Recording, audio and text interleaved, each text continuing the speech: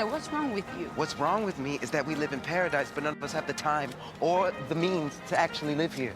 It's been half a decade since the premiere of Guava Island, and it still remains one of my favorite movies for its visual storytelling and styling. Hi, I'm Rika Leal. This is the review where we talk about contemporary Caribbean fashion and styling. This is the first episode of the review, so yeah! It takes a lot to start something, so I'm actually excited that I actually started. So let's get into it. So what I really love the most about this movie is that the styling isn't caricature-like. Like, I could see people in my surroundings wearing the outfits that I saw on screen.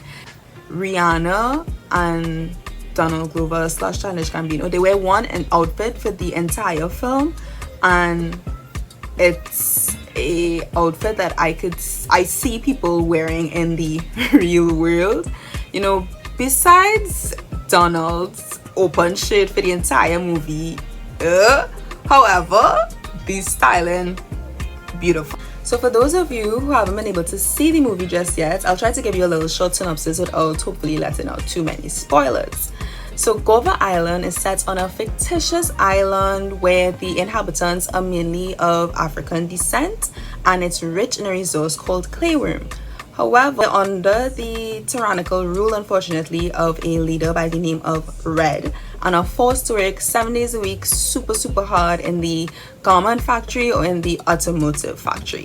The main protagonist, who is Childish Gambino or Donald Glover, is called Denny Maroon, and he plans to host an all-night party where the Guava Islanders are able to, free up themselves a little bit, enjoy, and not go to work the next day. I'm not coming to work today. This doesn't go by too well by Red, who threatens Denny that if he does go ahead and have this concert, there'll be consequences. What happens next? I think you'll probably just have to watch the movie to find out. So this movie is a short tale about oppression, resistance, capitalism, and the way that music and creativity can be used as a form of resistance in the face of adversity. And I feel like as a West Indian, that connects to me and our history of resistance and resilience as a people, and the artistic art forms such as carnival, the steel pan, and other creative outputs that we've been able to create in the face of oppression. So the main person responsible for the styling behind this movie is GQ's fashion director, Mobalaji Dowodu. He's assisted by Eniola Dowodu and two other costume designers, Kate Tabo and Edwin Mahoney. Now, in an interview with GQ, when describing what was the inspiration for Guava Island and the styling, Dowodu says, stylistically, it was all black.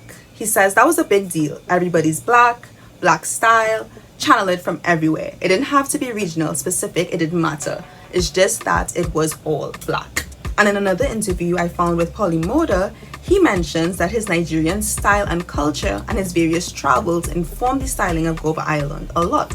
And he did mention that he had been to Jamaica over 30 times and he himself is Nigerian. I would agree that it isn't really region specific. Like, I'm not looking at this movie and saying, yes, this only has West African style references, because Red is seen wearing a Kariba suit throughout the duration of the movie, and in the final scene Rihanna wears a gele. So it's truly a celebration of black style. So the Kariba suit was created by Ivy Ralph, who was a Jamaican woman who created this suit in the 1970s as a replacement to the European style suit. She wanted to create something that was a little more comfortable and in line with our climate here, that could still be worn for formal and business occasions. Fun fact, Ivy Ralph is actually the mom of the Academy Award winning actress Sherry Lee Ralph. So that's a little tidbit, and the more you know. So the Kariba suit was most notably worn by Michael Manley, and in his memoir, The Politics of Change, he called the decision to wear a jacket and tie in the tropical realities of the Caribbean the first act of psychological surrender to colonial trauma. Hey, this is Ray coming to you from the future, and I just, in my editing, wanted to mention something that I didn't mention in video. I really wish that more men wore non-European styles of suits to work or to formal events. Like, I know the Kariba suit originates in Jamaica, but I haven't really seen like that style of dress in Trinidad amongst persons in my demographic, like let's say mid to late 20s, even 30s. Like, older persons may perhaps wear a shirt jack. However, like, I'm thinking of how in Nigeria, trad or traditional wear is so much more widely worn in like work settings or formal settings. Why can't we have our own version of like trad, like something that's for that's not a shit and a tie? Besides the Kariba suit, there are Just other wondering. references that I really want to point out to you that really spoke to me.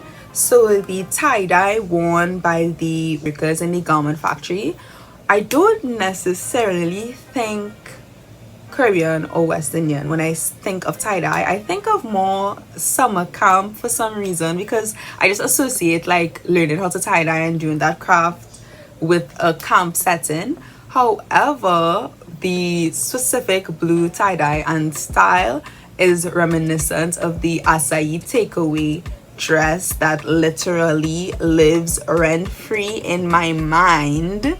And I think that is a beautiful way of modernizing tie-dye and wearing it still in a sexy way. And I love this final scene with Rihanna in the gilly. She looks absolutely beautiful. So the stylist who would have worked on this was Kate Tabo. She was responsible for styling this final outfit, and it is absolutely stunning, beautiful. The way that color was used in this movie was absolutely stunning. Like, it's clear that they were trying to signal to the watcher that it's sort of us versus them, red versus the rest of the population.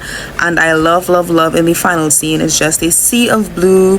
And I love that it wasn't only, you know, regular clothes, but also I was able to see the West African influence here with the masks that the persons were wearing in this scene, and it was absolutely stunning.